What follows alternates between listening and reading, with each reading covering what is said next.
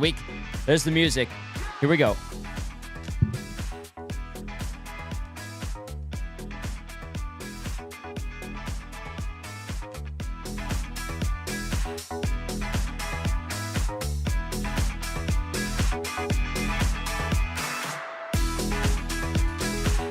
All right. Time now for Sobeys and Safeway Liquor Beer of the Week. Zach DeComb's got the boys from Tailgunner Brewing Co. up on the screen. Is that Blake and Kale? Is that what we're looking at? Do we have both of you on there? No, Hello, you got both the brewers today. You got Blake and Devon. Blake and Devon. All right. Welcome to the program, guys. Thank you for sending in some delicious cold ones. I love a good beer. Joaquin is the expert, though. Take what I have to say for what it's worth, but then what Gager has something to say about a beer. He is a amateur brewmaster himself. Very amateur, but I want to keep my my Olympic status. That's the only reason. If it ever goes to the Olympics. Well, there you go. Boys, tell us a little bit about Tailgunner Brewing and what do the fine folks out there need to know? Yeah, so we're in downtown Calgary, just kind of on the west end of downtown in Sonalta. And we focus a lot on lager brewing. We use some archaic brewing techniques called decoction mashing, which involves boiling the grain at different intervals. So all of our beers take a really long time. Everything is really slow here. We condition everything for a long time. So I think ultimately it's reflected in the quality of the product that we're able to put out of here, which is pretty drinkable beer, we think. But you'll have to be the judge. Well, I'm sure I've sampled some Tailgunner before. I can't remember which one it was. Maybe it's one of these ones. My palate's quite extensive, so I'm sure I'll be able to recognize it. But tell us a little bit. How did you guys get started? Like, was this what were you doing before? Was this something you always wanted to do, or was like, no, screw it, let's go make some beer? Yeah, so I've been working in the industry since I was in my early 20s. I got my start in Toronto. And one of those beers that you have there, Stone Cold Ledge, that's a collaboration with Great Lakes Brewing in Toronto. That's where I started working 11 years ago. I was about 7/8 through an English degree, and I had no other options. And we were moving to Toronto, my wife and I at the time, and applied to every brewery in Toronto. At the time, there were like 5 or 6. Got a call from those guys and kind of rose the ranks, school of hard knocks kind of thing, and never really looked back. Love it. And so tell us a little bit more about the brewery itself. Is this, I always like to maybe come in and have a look and see the vats, talk to the guys in the back and see what, usually there's a seasonal that's going on and the process of it. If I came to the brewery, what am I going to see and experience? Well, I'll let you field this one. Yeah. So we run a pretty tight brewery. We always like to joke about how we make the most production per square foot, just because of how little space we have. But what Blake mentioned earlier about the archaic method that we use called decoction, it actually involves a third vessel in the brew house itself, just to be able to boil and cook the mash itself. So you walking into the back, you'll see some pretty tall tanks, but you'll also probably see a really weird vessel that you haven't seen before in another brewery. So that's kind of what separates us from other breweries that you've probably visited before.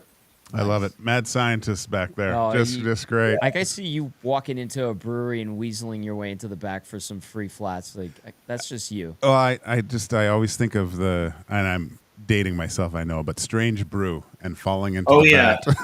Yeah, we're just a bunch of hosers down here. That's right. Yeah, we all are. Devon and Blake from Tailgunner Brewing joining us now on Sobeys and Safeway Liquor Beer of the Week. All right, boys, let's sample some of these fine refreshments. Where should we begin and take it away from here? Well, I think our flagship beer is probably the first one to start with. That's the Linton Stephenson Czech Pilsner.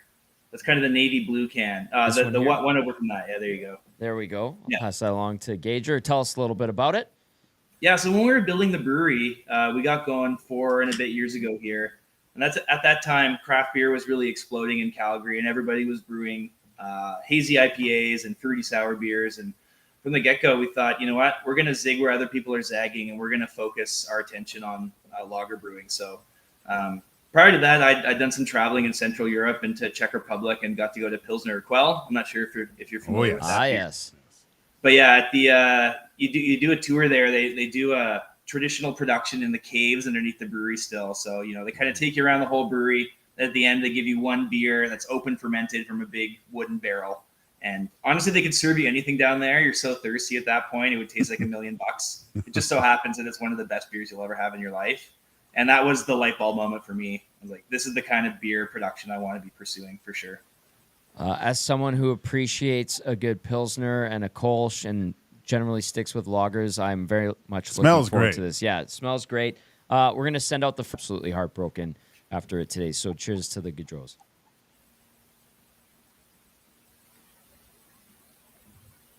I could crush these.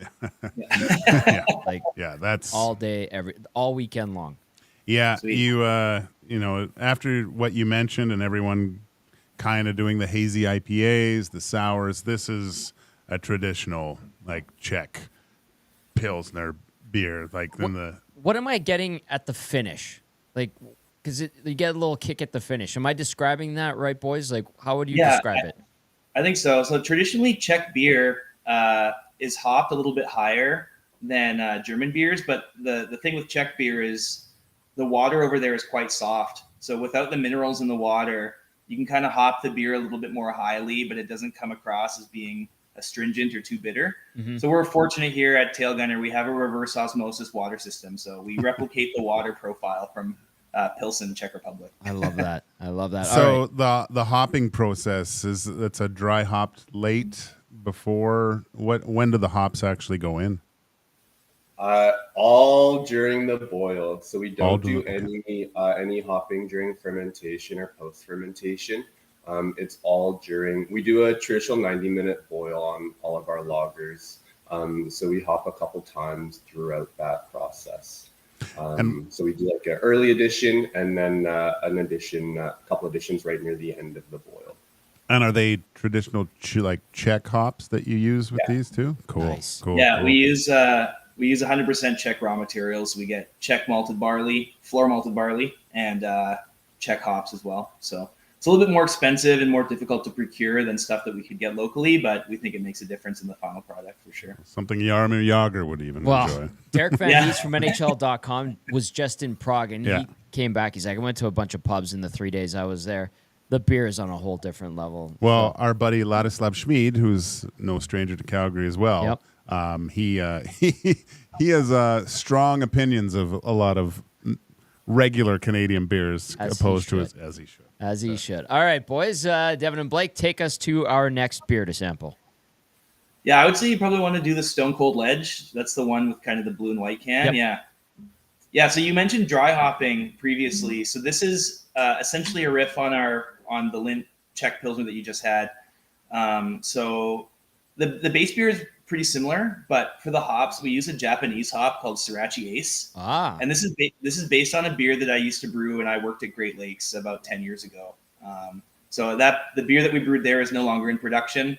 So my old boss came out here in the spring and we brewed this beer together and we resurrected an old recipe. So this is a new beer that you've created. It's a brand new beer. We just canned it on Friday. You're probably the first person in Edmonton to be trying. I'm surprised you didn't drink it a day early. We have a beer here at Edmonton Sports Talk that we were supposed to drink together. Gager had one. It was in the fridge the day before. I'm just glad you didn't today. So I've learned my lesson. I try to sample. I gotta know what I'm getting into. Right? He refines his palate ahead of everybody else. Well, cheers, Tommy. Here's to a good Labor Day weekend. Here's to a good Labor Day weekend. All right. Right off the get-go, I'm getting a hint of something. What is that hitting me right at that first bit? Yeah, so with the dry hopping, you get more aroma when you put the hops in the fermenter. And the Sriracha Ace hop that we use, the Japanese hop, it's kind of polarizing. People either love it or they hate it. The traditional tasting note for that hop is lemongrass and dill. Dill is probably the prevalent tasting note. So it's funny because this kind of beer and this hop in particular, it really separates people that have been drinking beer for 1 or 2 years or 10 or more years. Because there's some famous beers that have used this hop. So we found with some of the people that are, a bit more seasoned beer drinkers in town, they've tried this beer and it's like a time machine. It takes you right back to the first time you had a beer with a flavor like that. That's really fantastic, guys. I like that's that. a really, really good beer. I'm actually upset with you that you didn't send more of these, but We'll just have to come down and visit. I It's guess. always There fun you to go. chat. Yes. Jeez, that's well done. Well done. Clicks for that A one. round of clicks. Yeah, Holy absolutely. smokes. Okay. Where to next? I would say probably the gold can. That's our Felina Mexican style lager. Yes. Okay. So for this one, we used 30% flaked corn when we brewed it, which was new to us. We've never used corn in the brewery before. So, it's kind of based on those traditional Modelos and Coronas, but then everybody seems to do their own riff on a lime lager. So we did our own spin on it. We used a Middle Eastern lime. They're called lumi limes or black limes for slang. Oh. And they're lime from Persia that are boiled in salt water, like brine, and then they're sun-dried. And they kind of taste like lime Gatorade powder or like kind of iced tea powdered mix. It's a little bit salty, but a little bit tart. Wow. Okay. As soon as you said the Gatorade powder, and I just spent 3 weeks dealing with Gatorade vats, I'm I get it. Like, Yeah. All right. You guys cheers this one, Devon and Blake. All What are we right. cheers Cheers, to? buddy. Salud.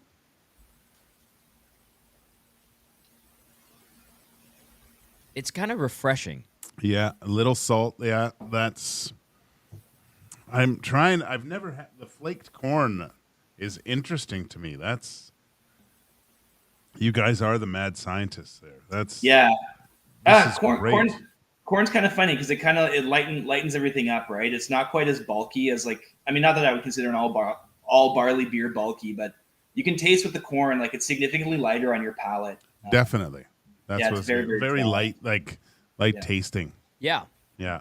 I would say I can easily have a few of these. Yeah. And 4.6 still not. Yeah. And it wouldn't be cumbersome. Like, Yeah. is that a nice way to put it? Yeah, I think you got it. By design, almost all of our beers are around 5% or under. I think most of our beers land around 4.6, 4.7%. So the idea is that you can have a couple and still keep your wits about you. Full flavor beer, but not necessarily drinking a 7 or 8 or 10% IPA. Yeah. That's a meal. All right. Devon and Blake joining us now from Tailgunner Brewing Co. as we continue on Beer of the Week. Brought to you by Sobeys and Safeway Liquor. We've sampled 3 of 4. Guys, let's bring it home. Where to next? Well, the last one is the teal can. That's Dame Dorothy, our hazy pale ale. Devon's our hop expert in-house here, so I'll let him introduce this one.